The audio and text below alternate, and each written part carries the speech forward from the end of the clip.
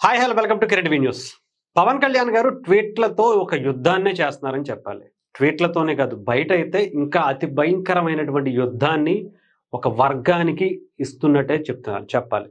చెప్పాలంటే పవన్ కళ్యాణ్ గారు అంత ఈజీగా వదిలే టైప్ కాదు. ఏదైనా సరే ఆయన అనుకున్నాడు అంటే అది సాధించి తీరాలి. అది ప్రజల కోసం కాబట్టి ఇంకా బలంగా నిలబడతాడు. అందులో ఎటువంటి సందేహం లేదు. ప్రజల కోసం తన ప్రాణాలే లెక్క చేయకుండా ఆయన రాజకీయాల్లోకి వచ్చి ఈరోజు డిప్యూటీ సీఎం స్థాయికి ఎదిగినటువంటి వ్యక్తి. ఆయన భయపెట్టాలని చూస్తే ఆయన ఏమీ పట్టించుకోడు. అసలు ఆయన కుటుంబం గురించి భయపెడతారా, వాళ్ళని తిడతారా, లేదంటే ఇంకొకట చంపేస్తామనో ఇంకొకటనో చాలా రకాలుగా బెదిరిస్తూ అనేక సార్లు చేశారు. ఇప్పుడే కాదు, పీఆర్పీ పెట్టినప్పుడే చేశారు. బట్ ఆయన ఎక్కడ వెనక్కి తగ్గేటువంటి ప్రసక్తే లేదు. అలాంటి ఆలోచన అనేది ఆయనకి కనిపించదు. ఆ భయం అనేది ఆయనకి నవ్వుతా తీసుకుంటాడేమో అనిపిస్తుంది. భయమా అంటే ఏంటి అనే టైప్లో ఉంటుందేమో. ఇకపోతే పెద్దిరెడ్డి గురించి మనం ప్రత్యేకించి చెప్పాల్సిన అవసరం లేదు. పెద్దిరెడ్డి అనే ఒక వ్యక్తిని ఈరోజు టార్గెట్ చేసి అంటే పక్కగా ప్లాన్తో ఆయన చేసినటువంటి అవినీతి అక్రమాల మీద చాలా క్లియర్గా రిపోర్టుతో సహా ఆయన మీద ఒక యుద్ధాన్ని లీగల్గా వెళుతున్నాడంటే ప్రజల ముందు పబ్లిక్ డొమైన్లో పెట్టి వాళ్ళ అంటే కింద ఏదో మనకు కోసాలు కదిలిపోతాయి అంటారు కదా, పునాదులు పగిలిపోయేలా ఆయన చాలా బలమైనటువంటి ప్లాన్ వేశారని అనిపిస్తుంది. ఈరోజు మొన్న ఒక వీడియో రిలీజ్ చేశారు. పెద్దిరెడ్డికి సంబంధించినటువంటి అడవి భూమిని లాగేసుకుని ఏ రకంగా ఆక్రమించుకున్నారో చూపించారు. ఎస్పెషల్లీ అడవి ఈరోజు వచ్చినటువంటిది ఆపరేషన్ అరణ్య అని చెప్పి పవన్ కళ్యాణ్ గారు ఒక స్లోగన్ గతంలోనే ఇచ్చింది. ఇది కొత్తదేం కాదు. దాంట్లో ఏమేం చేస్తారు అనేది ఈ పెద్దిరెడ్డి గురించి చాలా ఎక్కువగా అయితే దీంట్లో కనిపిస్తుంది. కాకపోతే ఎందుకంటే పెద్దిరెడ్డి అని ఎందుకు అంటున్నాం అంటే పెద్దిరెడ్డి పెద్ద తలకాయ. ఆంధ్రప్రదేశ్లో పెద్దిరెడ్డి ఆక్రమించినటువంటి భూములు నాకు తెలిసి దేశంలో ఎవరు ఆక్రమించుండరేమో. ఆ రకమైనటువంటి ఆక్రమణ పెద్దిరెడ్డి ఆధ్వర్యంలో చాలా భారీగానే జరిగింది. సో అందుకే పెద్దిరెడ్డిని కొడితే పెద్దిరెడ్డి లాంటి వాళ్ళనే ఎదుర్కొంటే మిగతా వాళ్ళు చిన్న చిన్న పురుగులు ఉంటాయి కదా, పెద్ద విషయమే కాదు, వాళ్ళు ఆటోమేటిక్గా భయపడతారు అనుకునేది. నేను కొంచెం వివరంగా చెప్పే ప్రయత్నం చేస్తాను. పెద్దిరెడ్డి అంటే అంత పెద్ద తోప అని అంటే ఒకసారి పవన్ కళ్యాణ్ గారు ఫస్ట్ ఇది ఒకసారి చదువుతా. అడవి ఆస్తుల పరిరక్షణ కోసం, వన్యప్రాణుల సంరక్షణ కోసం, మానవ ఏనుగుల మధ్య ఘర్షణ వాతావరణం తగ్గించడానికి, ఏనుగులు ఇతర వన్యప్రాణుల నుంచి ప్రజలను రక్షించడానికి, పచ్చదనం పెంచేలా అడవి విస్తరణ పెంచడానికి ఇవన్నీ చెప్పారు. ఇకపోతే ఒకటి చూపిస్తా. ఈరోజు చేసినటువంటి ట్వీట్ కరెక్ట్గా 1 hour 1.5 hour అవుతుంది. ఇది పవన్ కళ్యాణ్ గారు చేసి ఒకసారి చూసుకోవచ్చు. 9:35కి చేశారు ఈరోజు. ఇది ఏంటి అంటే మీకు ఒకసారి ఇక్కడ ఇంగ్లీష్లో ఉంది కానీ తెలుగులో చదివి వినిపిస్తా. ప్లానెట్ కిల్లర్ అని చెప్పేసి, ఇదిగో ప్లానెట్ కిల్లర్ అని చెప్పి దానికి సంబంధించినటువంటి ఒక డాక్యుమెంటరీ అనమాట. ఇది అంటే ఇలాగే పెద్దిరెడ్డికి సంబంధించినటువంటి లాంటి వ్యక్తులే ఈ డాక్యుమెంటరీకి సంబంధించి ఉదాహరణగా తీసుకున్నారేమో అనుకున్నాను నేనైతే. ప్లానెట్ కిల్లర్ అనే డాక్యుమెంటరీ ఎర్రచందనం చెట్లు ఎలా నరికి అక్రమంగా రవాణా చేసి స్మగ్లింగ్ చేశారో, దానివల్ల శేషాచలం అడవి ప్రాంతం ఎంత భారీగా విధ్వంసాన్ని ఎదుర్కొందో ఇవన్నీ అత్యంత విప్లవాత్మకంగా చూపిస్తోంది. ఈ మాఫియా వెనుక ఉన్నటువంటి అంతర్జాతీయ నెట్వర్క్ జరిగిన క్రూర హింస, ఆ ప్రక్రియలో ప్రాణాలు కోల్పోయినటువంటి అడవి అమరవీరులు కూడా ఇది వెలుగులోకి తీసుకొస్తుందట. అంటే ఎంతోమంది ప్రాణాలు, అంటే అడవి శాఖకి సంబంధించినటువంటి అధికారులు ఈ ఎర్రచందనం తరలించేటప్పుడు ఎంతోమంది ప్రాణాలు కోల్పోయారని చెప్పాలి. వాళ్ళని అడ్డగించడంలో, ఆపటంలో, నియంత్రించడంలో చాలా దారుణంగా ప్రవర్తించేవాళ్ళు. అంటే వాళ్ళు అసలు మనుషుల్లా ప్రవర్తించేవాళ్ళు కాదనే చెప్పాలి. వాళ్ళు వచ్చి తీసుకువెళ్ళేటప్పుడు కొత్త పందాలు, అంటే పుష్పాలు చూపించింది నాకు తెలిసి 1% ఉంటుంది. కానీ దీంట్లో ఈ ప్లానెట్ కిల్లర్ అనే దాంట్లో డాక్యుమెంటరీలో అంతకన్నా క్రూరమైనటువంటి వ్యక్తులు దాంట్లో ఉండేవాళ్ళు అని చెప్తున్నారు.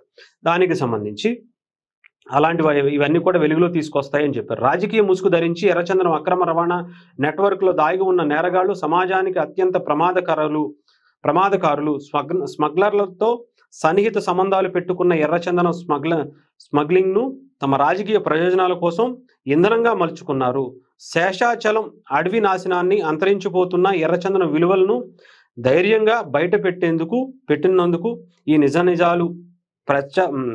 ఈ నిజానిజాలు ప్రపంచం ముందు ఉంచినందుకు ఈ డాక్యుమెంటరీ రూపొందించిన వారికి ధన్యవాదాలు అని చెప్పి పవన్ కళ్యాణ్ గారు చెప్పారు. ఇక్కడ నేను ఇందాక చెప్పాను, పెద్దిరెడ్డి అనే వ్యక్తి చిన్న వ్యక్తి కాదు.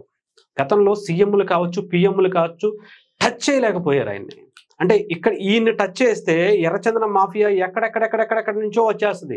'పుష్ప' సినిమా అనేది నాకు తెలిసి ఈయన క్యారెక్టర్‌ని ఇలాంటి ఈ డాక్యుమెంటరీ‌లని చూసే పుట్టించిందేమో అనిపించింది. అంటే దాంట్లో కొంచెం హీరోయిజం ఎలివేట్ అయ్యేలాగా హీరోని ఏదో కొంచెం మంచి చేసినట్టు చూపిస్తారు గానీ, ఇక్కడ అలాంటిది ఏమి ఉండదు. ఇక్కడ అలాంటివి ఏమీ కనిపించవు. అవసరమైతే అవతల వ్యక్తుల భూములు కూడా లాగేసుకుంటారు. అదే రకంగా అంటే అదొక పెద్ద మాఫియా.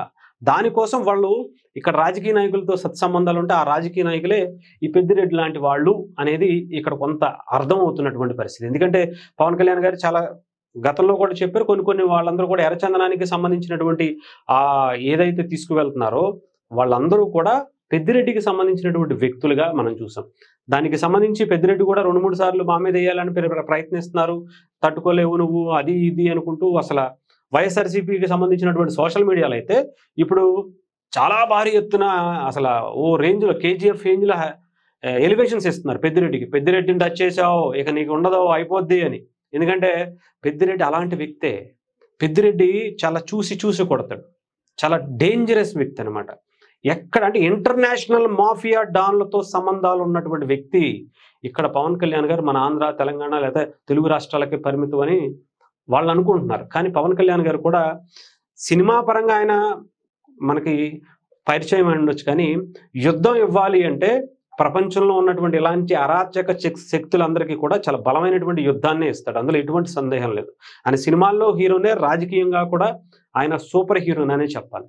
ఈరోజు మనం చూస్తే ఎంత ధైర్యంగా, ఆయనకి తెలియక కాదు, ఆయనకి ఇందాకే ఒక వీడియోలో చెప్పా, దాదాపు కొన్ని దశాబ్దాల క్రితం నుంచే పెద్దిరెడ్డి చేస్తున్నటువంటి పనుల గురించి చాలా చాలా చాలా డీప్ ఎంక్వైరీ చేస్తున్నటువంటి వ్యక్తి. సో వన్ బై వన్ పెద్దిరెడ్డికి చుక్కలు చూపిస్తున్నాడు. అది కూడా పబ్లిక్ డొమైన్లో. పెద్దిరెడ్డి అంటే ఏంటి, పెద్దిరెడ్డి ఏం చేశాడు, ఏం చేస్తున్నాడు, గత కొద్ది దశాబ్దాలుగా ఆయన చేసినటువంటి అక్రమాలు ఏంటి అని ప్రజల్లో అవేర్నెస్ తెచ్చి వాళ్ళ నుంచే తిరుగుబాటు వచ్చేలా ప్రయత్నం చేస్తున్నారు పవన్ కళ్యాణ్ గారు. దానికి సంబంధించిందే ఇది. చాలా ఉన్నాయి, ఇంకా చాలా ఉన్నాయి. అన్నీ కూడా ఒక్కొక్కటి పవన్ కళ్యాణ్ గారు వన్ బై వన్ రెడీ చేసి పెట్టారు. చాలా చిట్టా ఉంది. దానికి సంబంధించి చెప్తున్నాను కదా, చంద్రబాబు నాయుడు గారు కూడా చెప్పాలంటే దీని మీద ఆయన కూడా ఫోకస్ చేస్తే ఇంకొక రేంజ్లో వెళ్తుంది. ఇంకా సెంట్రల్ గవర్నమెంట్ కనుక దిగింది, పవన్ కళ్యాణ్ గారు మీ ఇష్టం అని అందా, పెద్దిరెడ్డి అనే వ్యక్తి ఇక్కడ మీరు చూస్తే కోసాలు కదిలిపోవటం. అంటే చాలామంది మొన్న ఏదో ఇందాక వైఎస్ఆర్‌సీపీకి సంబంధించినటువంటి ఒక వ్యక్తి గురించి చెప్పాను కదా, హై రేంజ్లో ఎలివేషన్స్ ఇస్తున్నాడని. జగన్మోహన్ రెడ్డినే 11 స్థానాలు తీసుకొచ్చాడు. ఎగిరి ఓ ఇష్టం వచ్చినట్టు ఎగిరి 151 నుంచి కొడితే పవన్ కళ్యాణ్ గారు 11కి వచ్చి పడ్డారు. చెప్పాలంటే అసెంబ్లీకి రావడానికే భయపడిపోతున్నారు. ఇంకేం చేస్తారు ఆయన్ని?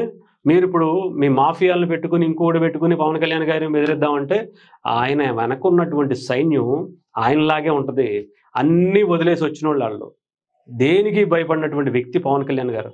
అంటే తెగించినోడికి చాలా డేంజరస్ అంటారు. తెగించినటువంటి వ్యక్తి ఆ రాజకీయాల్లోకి వస్తే మన అంటే ఎవరో నాకు అనవసరం, ఒక అంటే సిద్ధాంతం కోసం, దేశం కోసం, ప్రజల భవిష్యత్తు కోసం ఒక వ్యక్తి అన్ని తెగించి వస్తే ఎలా ఉంటుందో ఈరోజు పవన్ కళ్యాణ్ గారిని చూస్తే అర్థమవుతుంది. ఆయన ఎంత పెద్ద శక్తులతో, ఎంత డేంజరస్ వ్యక్తులతో, ఎంత మాఫియా సామ్రాజ్యంతో పెట్టుకుంటున్నాడో ఈ ఒక్కసారి తెలుస్తుంది.